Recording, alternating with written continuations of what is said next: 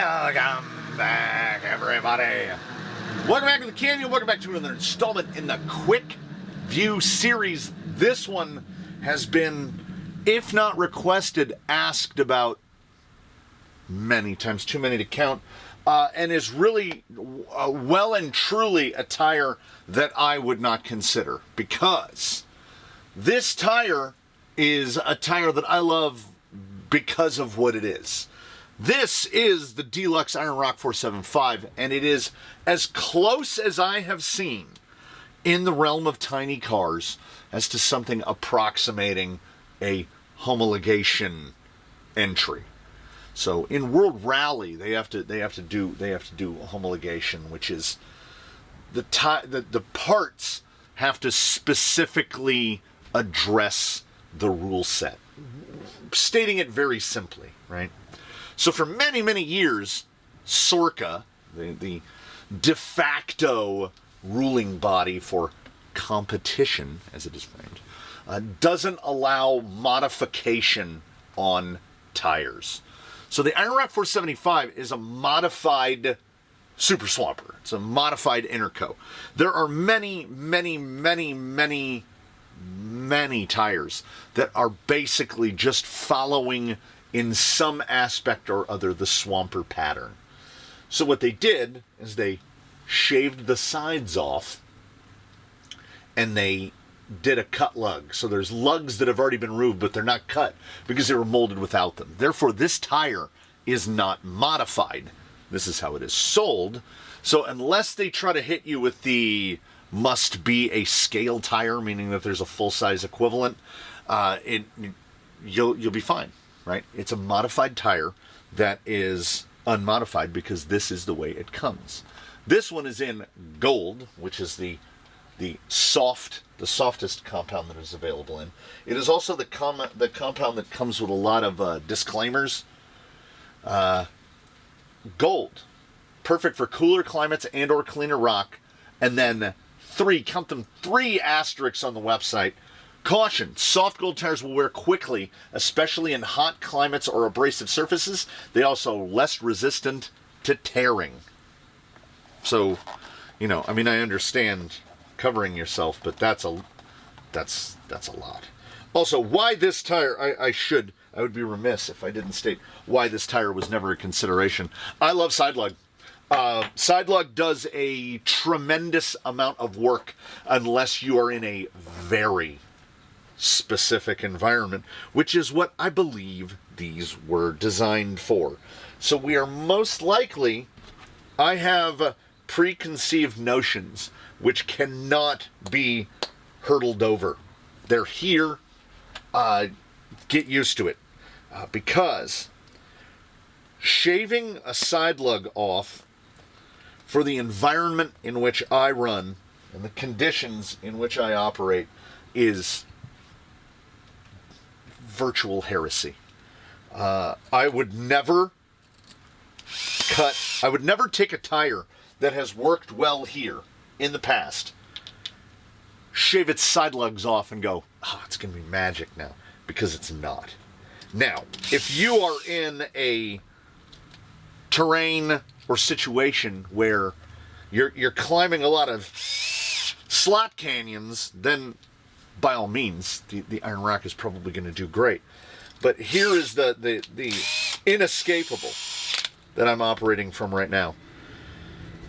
Whatever this tire does on the course, and it is the softest compound they offer, so we can't expect anything bad to come from that. If it had side lug on it, it would do better. Around here. There are a couple spots on the course, none of which are on the testing protocol, where I think there might be, I think there might be some advantage to lower side lug. We do have slot canyons here, but slot canyons are not commonly featured in tire tests, at least not here. 4.75 by 1.57, and look at that, 122. That's just above 475. Give it another 32nd in the height. 1.57. 41 and a half. Yeah. Truth in advertising. That tire is the size that it says it is. This is, of course, which was not mentioned, the foam that comes with the tire. I would classify it as a direct medium. Someone is already warming up their commenting buttons. That foam's too hard for that and too soft for this. Look, I don't care. I don't care. It's not just there to hold the shape of the tire. If the foam that comes with the tire is non-serviceable, period.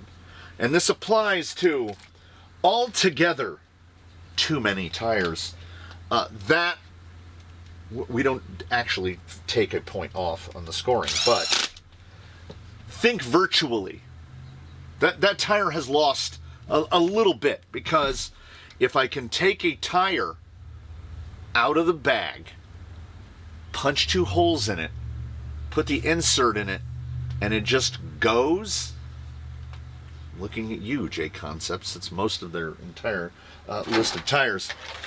That is an inarguable bonus. If you have a tire that you are particularly fond of, I test that tire here. It does okay. Let's say it does even pretty well. I will invariably get a comment that says something along the lines of, oh, well, what you need to do is you need to take this foam, and then you need to do this work to this foam, and you need to do that, this, and that. And so what you're doing is you're embracing a sunk cost fallacy, which is, I already paid money for these tires. I'm now going to invest as much as I can in them in order to make them work well enough to where I can convince myself that I haven't wasted my money. I don't think that we're going to see anything terrible. I don't think these are going to do anything awful. Despite they do suffer for the swamper problem. I talk about 2 primary functional problems with tires. We have the crawler problem and we have the swamper problem. The crawler problem, basically stated, is that while they are slightly different shapes, all of the lug on a crawler with a K are roughly the same size and the same height. You need lug variability. Even if they're all the same height, which, I mean, let's be honest, most lugs are, even if they're the same height, you need this variability in shape, size, and spacing. Some tires almost inexplicably get away with having all the same size lug, pretty much the same distribution pattern. But the tires overall that seem to do the best have variance in lug size. The swamper problem is that whether it's a cut swamper or not, there'll be a point in it where we can just go straight through like that. You'll be able to see daylight. There's a nice little, let me get a white background. There you go. You can see the little kitty's face straight through. So what happens is you get into like a side hill situation. These do feel particularly grabby. You'll get into some kind of a side hill situation, and if situations line up just the perfect storm against you, you'll see the tire just kind of go. That's what swampers do. Also, swampers tend to have a quite rounded over shoulder, and it is my contention after testing as many of these as I have, the strength of a tire comes from the relationship between the main lug and the side lug. It's this interface zone right here. This, think of it maybe a centimeter wide band wrapping over the shoulder on both sides is doing most of the work on a tire. Compound is taking over when you're just getting that straight pull. If a tire is just pulling like this, compound is doing more work than anything else, and only by a narrow margin, because as that tire is compressing, what are we getting? We're getting these 2 shoulders, and those shoulders are biting. I've wanted to test it to the extreme, but I really don't want to cut up an entire set of perfectly good tires to do it. Canyon Trails might be a good option, because we do cut out one center lug anyway. It would be an idea to take a set of Canyon Trails and cut all of the center lug out and only leave basically the shoulders, just to test to see if I'm right. But I guess that my ultimately my confidence level doesn't go high enough, because I don't want to spend about $50 to find out that I'm wrong. So it's better to just not know. So we're going to take the Dlux Iron Rock. We're going to run it through the 10 stages of the Class 2 tire testing protocol on the foams that it comes with, which seem, if anything, maybe a little soft. The carcass is thin. It is quite thin. We're definitely going to get some bag. But the compound is so soft that when we get into a real pressed over configuration like that, I think they're still going to grab. I think they are going to do well, and I think that they are going to excel at that for which they are designed to excel at. And I think they're just going to be not quite as good as a tire with just a typical side lug in this environment. I've had a comment say, you must be very high grip where you are. No, we're not. No, we're not. I would say that the overall grip factor here is medium, because of the several locations that I have visited outside the canyon proper, like Horseman's Park. Horseman's Park has 5 times the grip that there is here. I call it 12 grit rocks, because it's like 12 grit sandpaper. They will shred the lugs off your tires. The grip is so high. I would definitely not recommend taking the gold compound there. We're going to take it out here, and we're going to see if my foregone conclusions are correct. I lose nothing if they're not. We only win, because having a lowered expectation and getting a better result out of it is kind of what we always want. Things tend not to live up to our expectations. So my expectation of this tire is that it is going to be above decent, but not outstanding. So this is your opportunity. Gold compound Dlux Iron Rock 475. Prove me wrong. I would say 65, 18, 75 is pretty close. About 18 degrees Celsius. 75% relative humidity. The sun has yet to rise, so rock temps should be very nearly the ambient temps. I will reserve any and all statements of fulfillment of preconceived notions until later in the test. I think the thing that I was most surprised about is that these are effectively the same width as a Injora tire. And with the cut lug, I have no idea what a Tennessee cut lug means. I assume for mud? There's mud in Tennessee, right? I can feel the void. There's more void here than on a typical swamper, for better or worse. How am I getting? That's crazy. Baseline is moving through like a little patch of sunlight. See, almost like there's a flashlight on him. The rising sun is bouncing off something behind me. He's getting splash light like we're on a genuine Hollywood movie set. Now right here, I'm gonna come in this way. See this right here, the rear is out pushing the front, because we're not mechanicaled yet.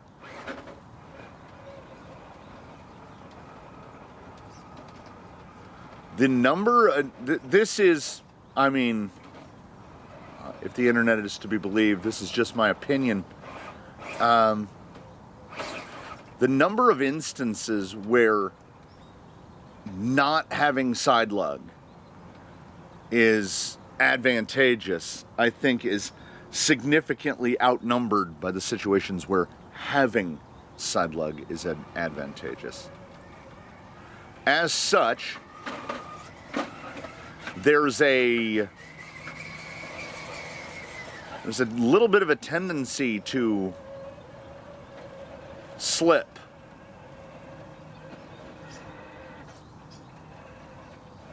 Got some good slipper engagement there. That's good though. Yeah.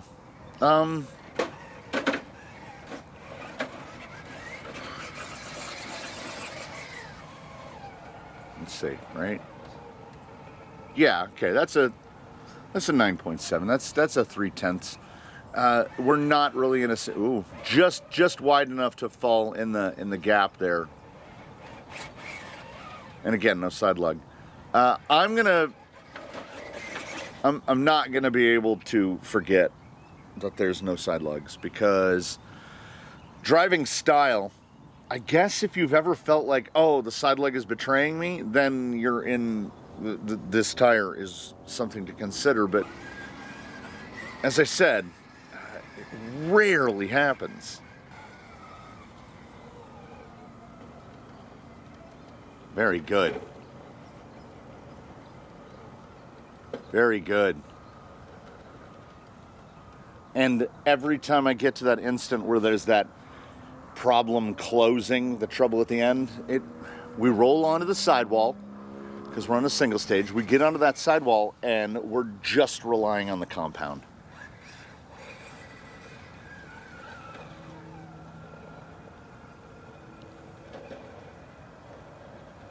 The slip comes on real abruptly. Like there's no taper off on the traction. It's just going, and then you have slip. And I think that is what it's making me want to do, is go cut the center lugs out of a set of canyon trails.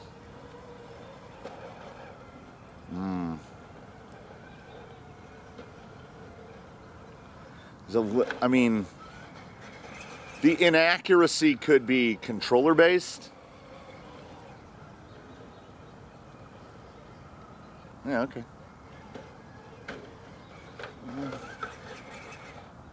It's 3/10. Look, this is looking like a 97 in that neighborhood. I should be happy about a tire around 97. That's good. That's really nice. We're getting that fold, but because there's no side lug, it allows us to slip a little more. As I mentioned, or at least in my head mentioned, it's about aspect ratio. Like on a street car, the sidewall, if you look at it at that angle right there, you have about as much sidewall as you do tread bar. So it is definitely not a low profile. This is like that would be a 100, wouldn't it? Like a 50 series. The sidewall is half the height of the tread. This is a 100 series. The sidewall is the height of the width of the tread. So it gets a little bit of overcollapse. Oh, no, it overcollapses a lot. Meaning, or at least implying to me, that we're gonna need dual stage. That can be said, except for very lightweight vehicles. That applies to, I would like to say, let's not make it absolute, virtually every 40, 42 millimeter wide tire in a 1.9, because they're gonna get a big tall sidewall, and that sidewall is gonna fold. Really nice here on the entry controllable, good through the middle. When we get to the transition and it starts to overload, yeah. Hey, no side lug is not gonna self-right well. It kind of falls into the same situation of other sticky compounds. J-Concepts Green will do it now and again, depending on the tread pattern. Vanquish Red does it almost across the board, which is you roll on the sidewall. There is no side lug to catch, but the compound, you got that taffy compound, it grabs just the same. So it still, despite the lack of side lug, it's still behaving in a negative fashion that is side lug adjacent. And on close enough inspection, it's not no side lug, it's minimized side lug because the name is on the side. You better dead pull this. And it does. Ooh. Yeah. There is a real forward drive bias here, like a lot. I noticed it at Daphne's. I'm definitely noticing it here. Little baby hops. Get it, position. Stay off the mechanic. Yeah, that's really good. It's really good. No side lug might have helped us right there. I'm gonna give it a little pop. Little in between the links. Yeah, there's a real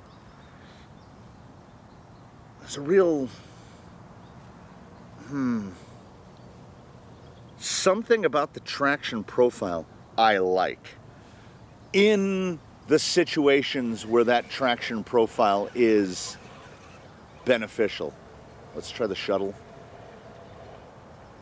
Oh, that's really good. I think that gold compound is waking up a little bit. Good on the descent. I gave it a midline score at the side hill, which is a 5/10 reduction. So it would be at a total deduction of 1.1. I'm going to give 2/10 here. So that brings it back a little. So we're 1.3 total deduction right now. Honestly, still looking certainly above average. I have some select spots where I really want to see this tire. And swinging around into gate 2 is one of them. Man, you cannot deny that forward drive. As I said, if this tire is in the place that it is, to which it is best suited, it's going to be really quite good. Is that going to claw back? But then there will be moments where this happens.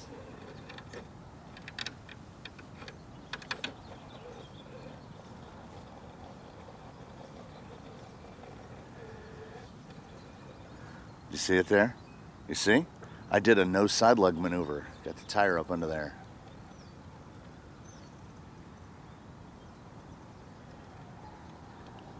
Nice. Nice. Nice. Get it over.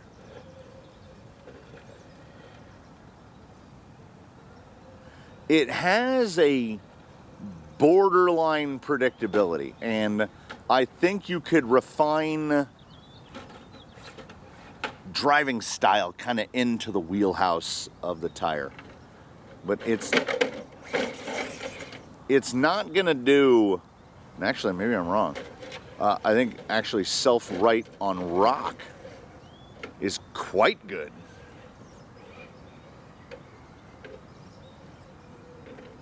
I think it's having an influence on me at this point, because at first blush, not gonna lie,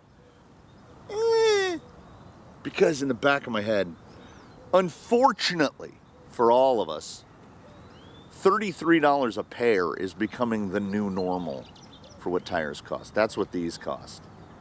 This is where I wanted to see this.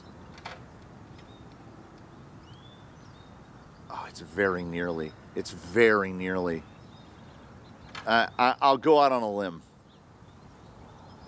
I doubt anyone is running these on the single stage. This is a dual stage tire, unless they're very light. And this tire feels like a full fender compliance tire. If we throw this on some sort of, like a truggy of some sort, I don't get it as much. Maybe that's what they're run on. But I can't deny, and nor would I try what it did here. I'd say another, that's a 9/8 shot. We rolled around, but if I don't have to get up, the rolling around doesn't impact as heavily. So what did I say we were at? 1.3, so 1.5. We're still doing, this is the halfway point, this is the turn. I just feel like we're doing very nearly well enough.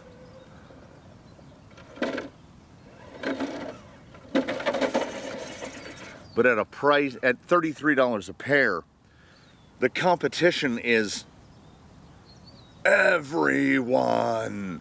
It's everything. So when you're looking at this tire, cheat. I can only imagine someone is looking at this tire for a competitive purpose. If your purpose is to mush around, you can do very nearly well or equally well for less. This is a thin sidewall. This is going to be a high wear. Do not forget this is the gold compound.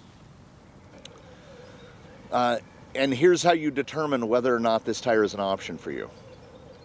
I mean, its forward drive is, we've sacrificed most for that forward drive. It does indeed have the swamper problem with the followaways, but I'm not a huge swamper guy because of that problem inherent to it, the weak shoulder, that the laser line that goes through the lugs. This is kind of the best one. Like, and having no side lug is not particularly holding me back. It's doing, honestly, a little better than I would have anticipated. I was thinking high 96. Oh, that's excellent. That may have been the no side lug right there. I'd say 0.2 there. That was really nice, really nicely done. 1.7 total.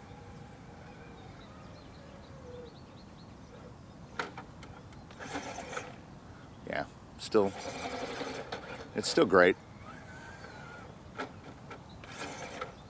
That's real quick. That's real quick. When it did that first one over to Oblivion, I was like, I don't know. Oh, and on the whip, very good.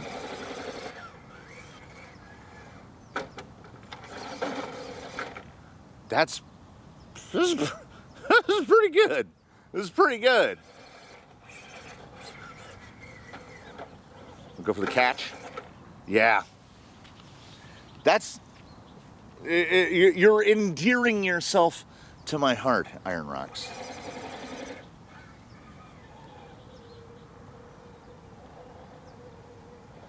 Forward drive is, just give it a little input. Yeah, it's real nice. That's more compound. Little hop, grabs over.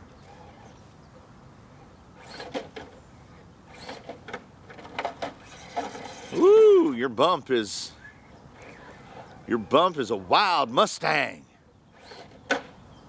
Yeah, you don't know where it's gonna go. Whoa! Yeah, you are heavily relying on that forward drive, the amount of forward drive the tire has, because your bump is, hold on, this is an 8 seconds bump. You are holding on, and I don't know if an insert's going to tame it down. There's no real directionality to the tread. There's a tiny little bit, but I mean, there's no chevroning to the tread that's going to help pull the rig in a straight line under a bump. So you're going to have to go with well, yeah, you got to go. Throttle position is about a 15 to 20% jump to turn it into a bump. Like, can we get into a spot where we're just stuck? Okay, there we go. There we go. There you go. Yeah. So the bump is very good if you can execute your bump with very little throttle input. So I would go 2.1. So while we're working ourselves into the elite of 1.9s. At the same time, please do take into consideration, this is a competition tire. It's going to wear fast. It's gonna get squirrely. We're a little bit above, but very nearly optimum conditions for this tire. Later this afternoon, on this very day, it is gonna be far too hot for this. That's why we're out here now. Can you get it loose? For a tire with so few lugs and no side lug, the maneuverability is honestly great. We've seen other tires go for big void and not pull it off. This tire has a decent amount of void, so it's going to handle mud really well. But it still has the maneuverability.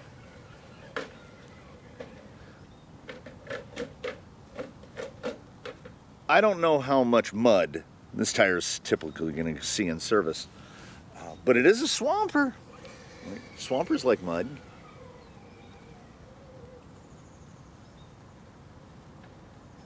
Oh, that was outstanding. That's the best thing this tire has done. And I don't think it had anything to do with side lug or lack thereof. I've harped on it and will continue, but I don't feel like, if you just set me 40 feet away from the rig so I couldn't see it, I'm not sure I would actively be like, oh, well, that was because it didn't have side lugs on it. It just does well. We didn't get in a situation, we're not going to get in a situation where I can really utilize that lack of side lug. So I'm just going to be happy that this gold compound, super sticky, works in spite of or in concert with the lack of side lug.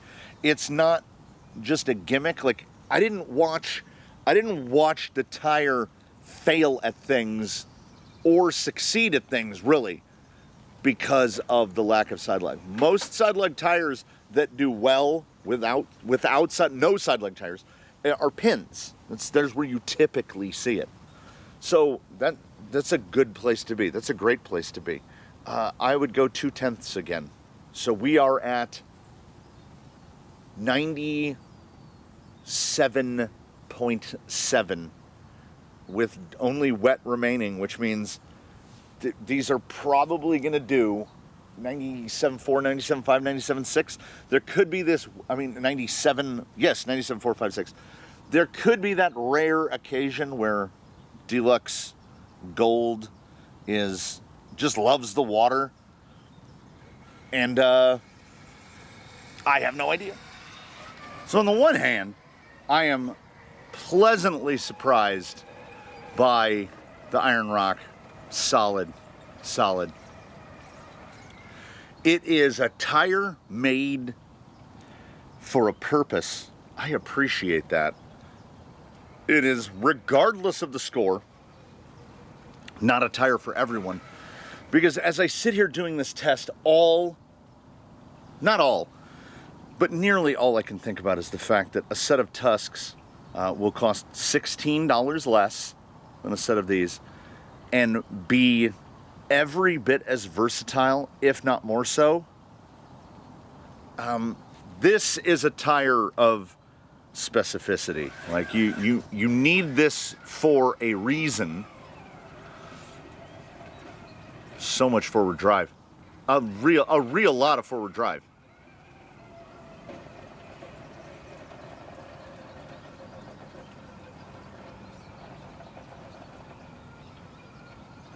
Maybe there is something to the lack of side lug. They are almost oddly well behaved. We were experiencing a lot more slippage early on, and once we got out of those first little teething issues, you get on the rock and they're great.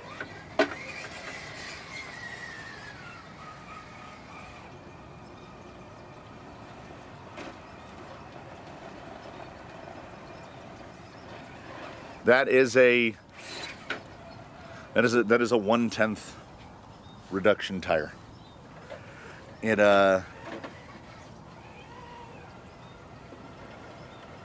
you ready in those little slippies? The mechanicals become really impactful.